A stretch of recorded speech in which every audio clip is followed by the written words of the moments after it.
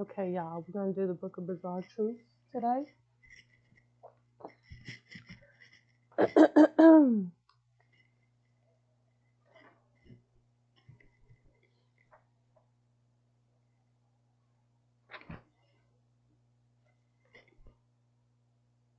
I think you'll like this one.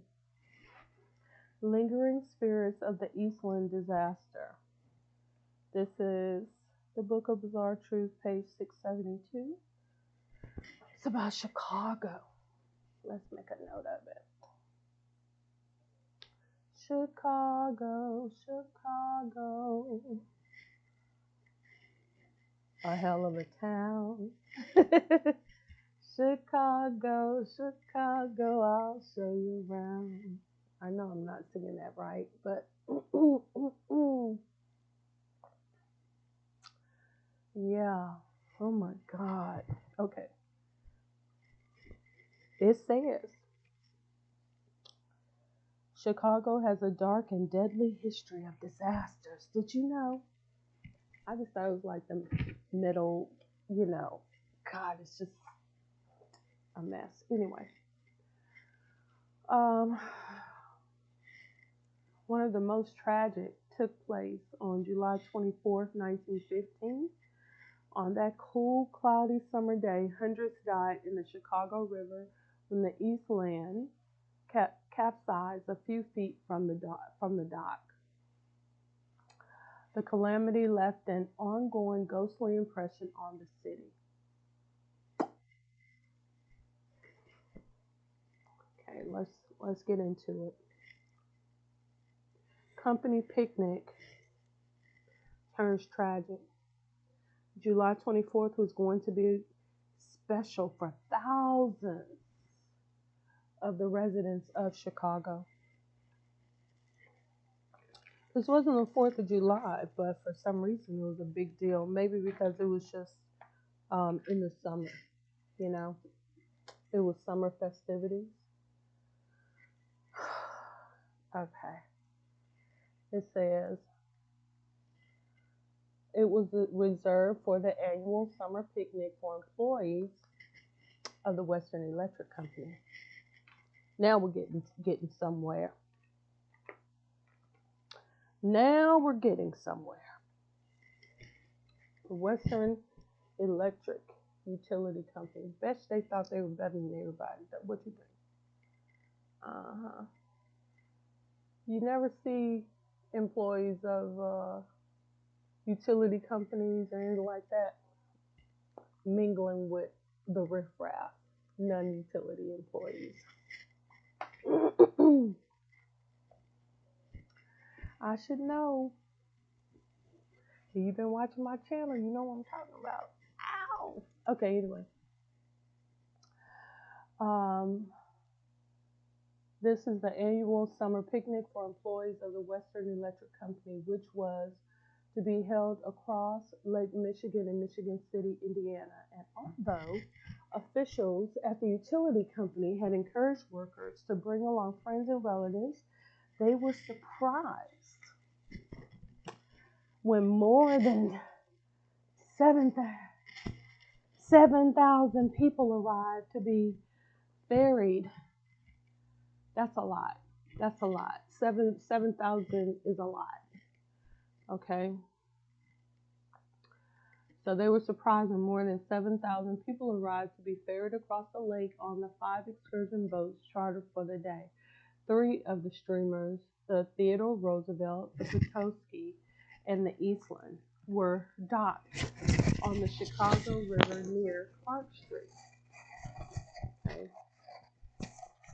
The Eastland, a steamer that was owned by the St. Joseph Chicago Steamship Company, had already developed a reputation for top-heaviness and instability.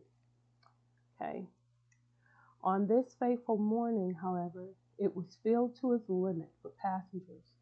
In addition, the new Federal Seamen's Act, passed as a result of the 1912 Titanic disaster, required more lifeboats than the previous regulations had. These 2 factors only served to make the ship even more unstable. than it already was.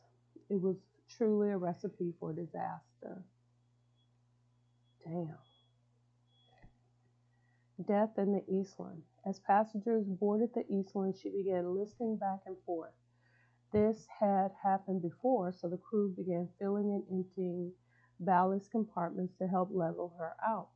As the boat was preparing to depart, some passengers went below deck, hoping to warm up on the overcast morning, but many on the overcrowded steamer crammed into the deck to wave to onlookers on shore. Jesus Christ. The Eastland tilted once again, but this time more severely, and passengers began to panic. Moments later, the Eastland rolled onto her port. That's the left side.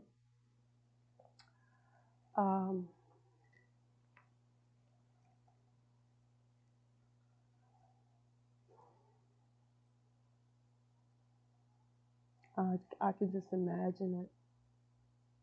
Horrible.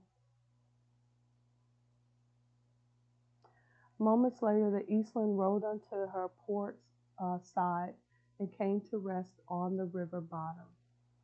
I don't know how deep this water is. Okay, here we go. Only 18 feet below the surface. You know, to me, that's a lot. 6 feet of water is a lot to me, okay? A portion of the hull's starboard side was actually above the water's surface. Oh, well, that's cool. Passengers on deck were tossed into the river where they flailed about in a mass of bodies. The overturning of the ship created a current. Oh my God! The overturning of the ship created a current that pulled some of the floundering swimmers to their doom. The undertow. Lord Jesus. They didn't use undertow, they said current, but I know that's an undertow. That's an undertow, honey.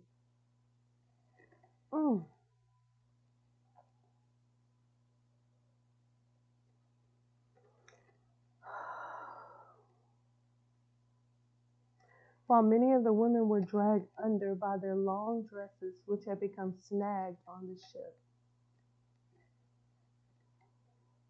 What a horrible way to go.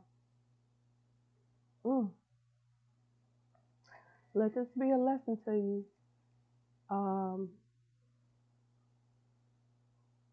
When boarding a ship, please pay attention. If it's way too many people and stuff like that, please pay attention. I have seen these big, giant cruise ships that's full of thousands and thousands and thousands of people, wheelchairs, and most of these people are, got pacemakers and bolts in their knees and screws in their ankles and, all types of medical issues, diabetic, all this stuff. I'm just saying, honey, less is more. And I worked for Holland America Line. Okay. I would never take a cruise. I'm just saying. Passengers on deck were tossed into the river where they flailed about in a mass of bodies. Passengers inside were thrown to the port side of the ship when it capsized. The heavy furniture on board. Oh my God. The heavy furniture on board crushed some of them, and those who were not killed instantly drowned a few moments later when the water rushed inside. A few managed to escape, but most didn't. Their bodies were later found trapped in a tangled heap on the port side of the Eastland. Okay, this is what I can tell you. This was Chicago, 1950. I'm here to tell you there were no black people on this ship. Thanks to racism and segregation, 0 black people, I'm sure, is in the numbers of those who were killed on the Eastland. I can Google it, but I bet you they wasn't. As a black person myself, I find this statistic to be most interesting. So that's a sidebar. Let's see. Were any black people on board the Eastland ship in Chicago on July?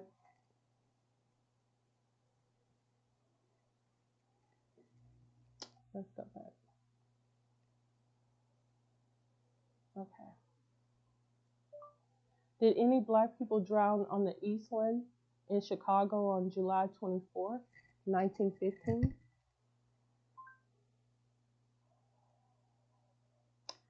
Google don't want to give me this answer, y'all.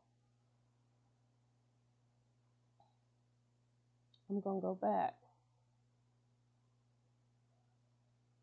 Eastland.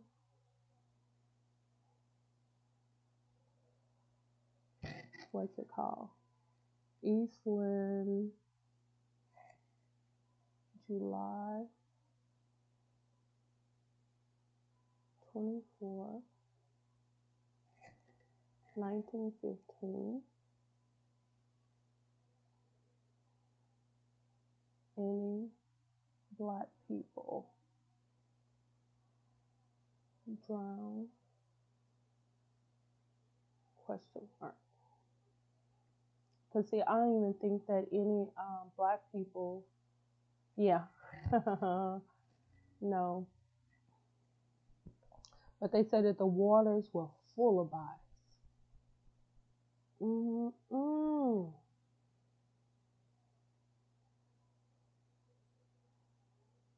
You know, this is an older white lady said to me that white people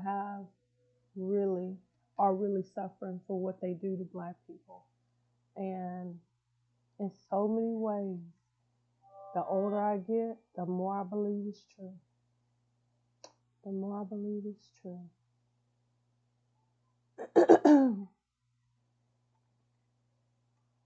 Okay, this says,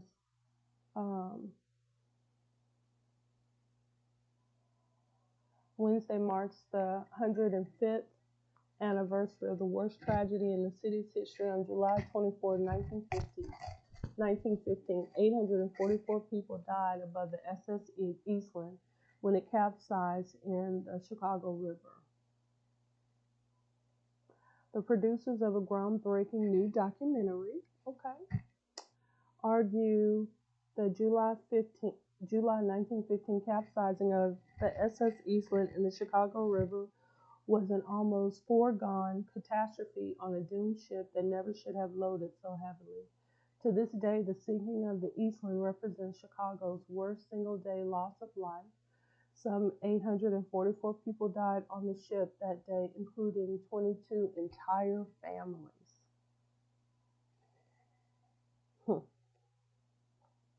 That's why I stay out of it.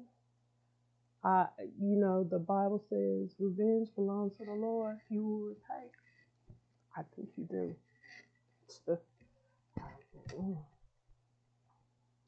The problem was that the boat was never designed to take a lot of passengers. It was designed by someone who only designed cargo ships. So it actually was never supposed to have people on there. You can probably find this documentary in the archives of Channel 11, WTTW.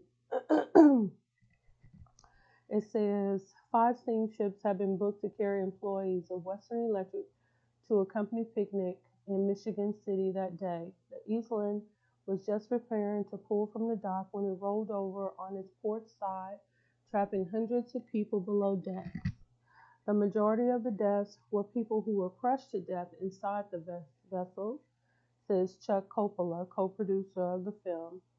They didn't drown. The loss of life was almost unimaginable in the Chicago of 1915. There were 700 funerals in one day. Ooh, see what I'm saying? Yes, honey. How can you say that wasn't God? How can you say that wasn't God, honey? Lord Jesus. There were 700 funerals in one day.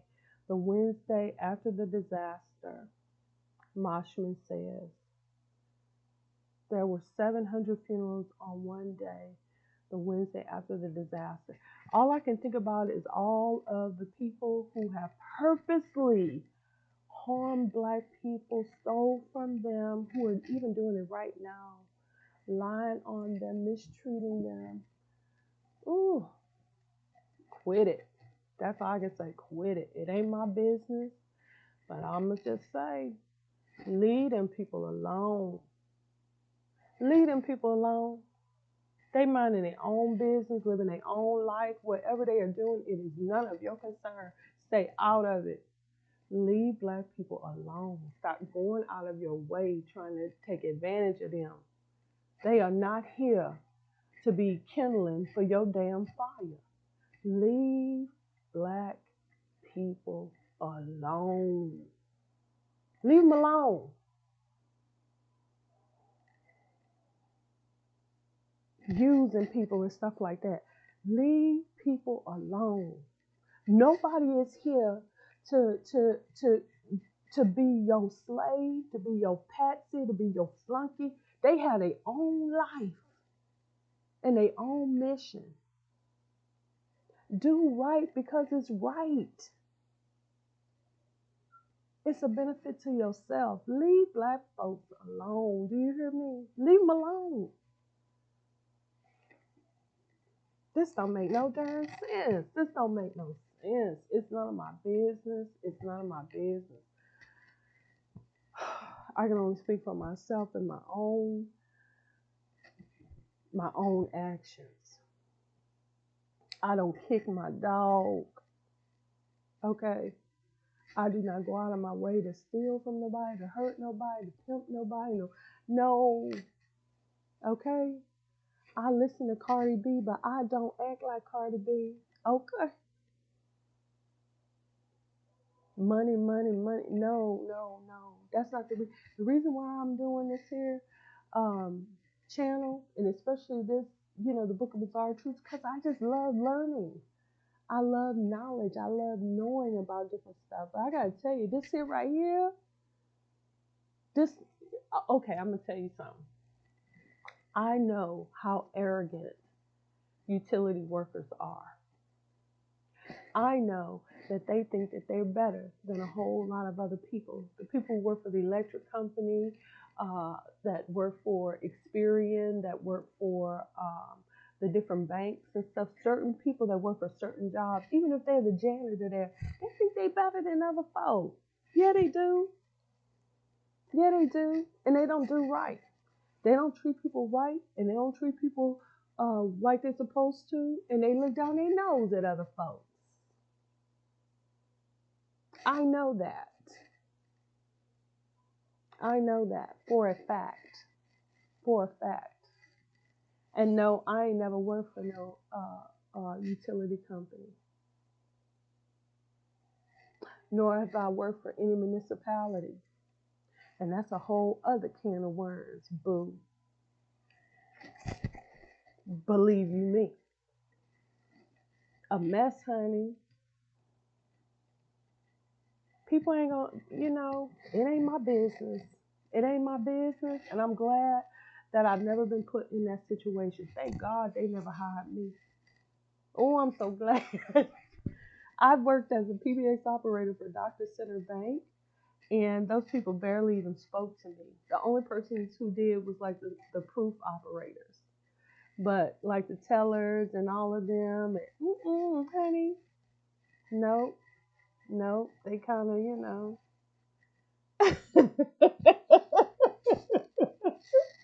it didn't bother me. No, it didn't bother me at all, because at the time that I was working there, of course, I was in high school and, doing the Jehovah's Witness thing. So it was fine with me that they didn't want to associate with me, because they were considered worldly. But as soon as I got out of high school, boop, boop, boop, baby.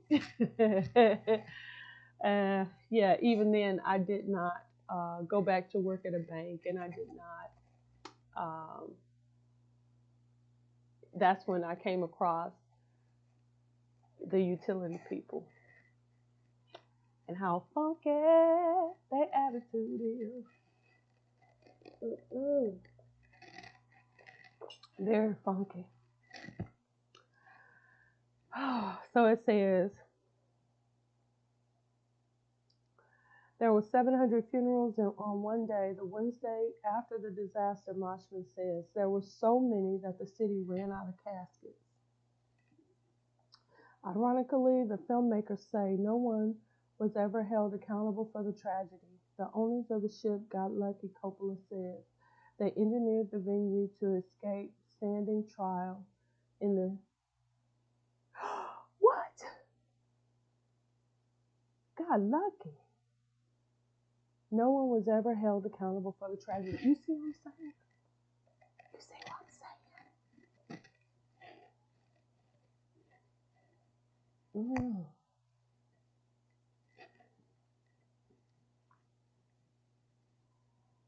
God sits high and look low. Better be careful. Cardi B sang that song too. Be careful. Okay.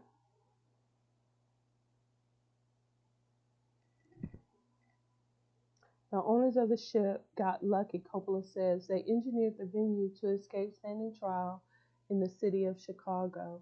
Moshman argues there would have been a very different result if criminal proceedings would have been allowed to go forward in Cook County. The charge would have been manslaughter, he says. They ended up skating. They never paid a dime. The filmmakers filmed some scenes aboard a virtual copy of the Eastland, the SS Keewatin in Canada. Using computer animations, they dramatically recreate the ship's final moments. This was not an accident, Coppola said. This was a terrible miscalculation. Somebody has to be responsible for events like that. Especially for a company outing. Somebody.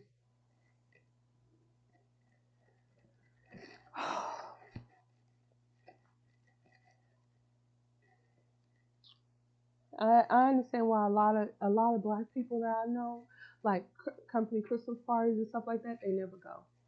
They don't go to the Christmas parties. They don't go to the summer picnics. They don't do any of the events outside of the company. They just don't. Okay, so it says,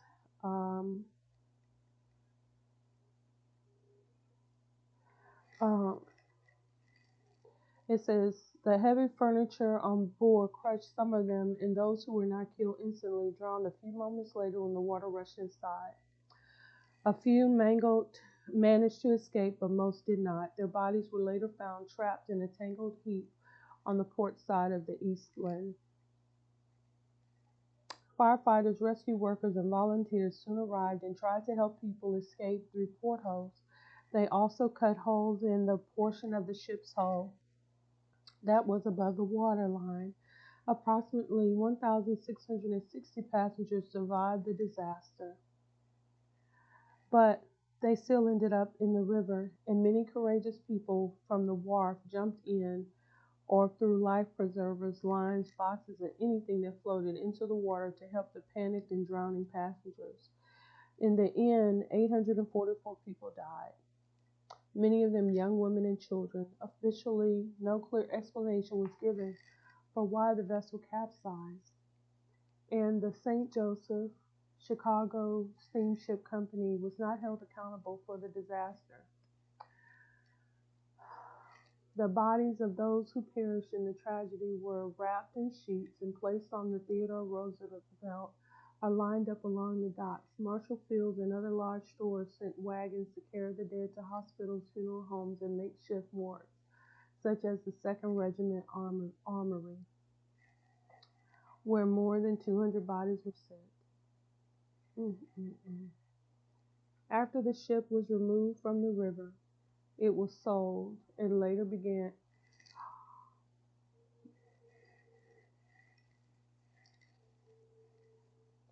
Child, if it was me, I would have chopped up that ship and burned to pieces. This is what they did. After the ship was removed from the river, it was sold and later became the gunboat USS Wilmette. It never saw action, but was used as a training ship during World War II.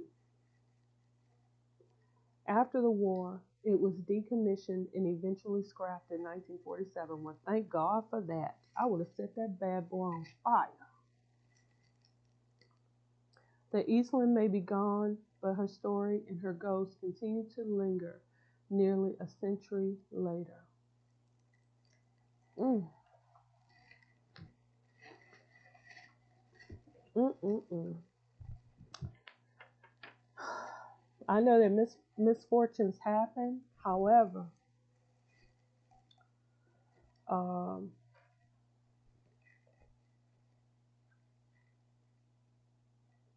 700, 7,000 people showed up. 844 people killed, especially women and children, and whole families wiped out. Mm-mm. Mm-mm. Oh, there's more to that story. Anyway, that's it for this one, y'all. Look, I got some more weird truths about Chicago. I don't know why. But it is what it is. Okay. Word to my Aunt Nene. Okay, so I'll be back.